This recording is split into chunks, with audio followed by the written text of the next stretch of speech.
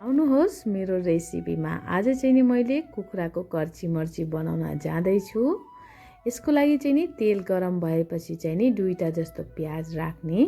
यता मेरो कर्ची मर्ची धोएर काटेर रेडी छ। प्याज चाहिँ नि हल्का गोल्डन ब्राउन भएपछि चाहिँ नि अब यसमा राख्न पर्ने लसुन अदरकको पेस्ट। मैले चाहिँ नि जिरा र धनिया राखेको छैन। यसलाई एकछिन पकाएर जब यसले तेल छोड्न थाल्छ तब हामीलाई चाहिँ नि कर्ची मर्ची राख्दा हुन्छ।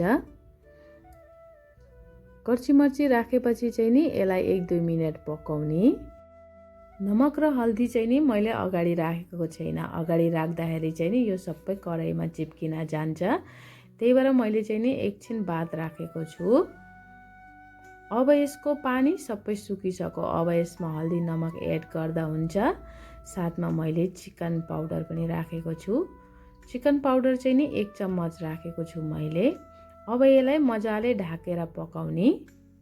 त्यसको बाद चाहिँ नि यता मैले 2टा जस्तो टमाटर पनि राखेको छु। टमाटर चाहिँ नि अप्सनल हो, हजुरहरूले राख्दा पनि हुन्छ नराख्दा पनि हुन्छ। टमाटर पनि मजाले पाकिसकेको छ। अब लगभग यो रेडी भयो भन्दा हुन्छ।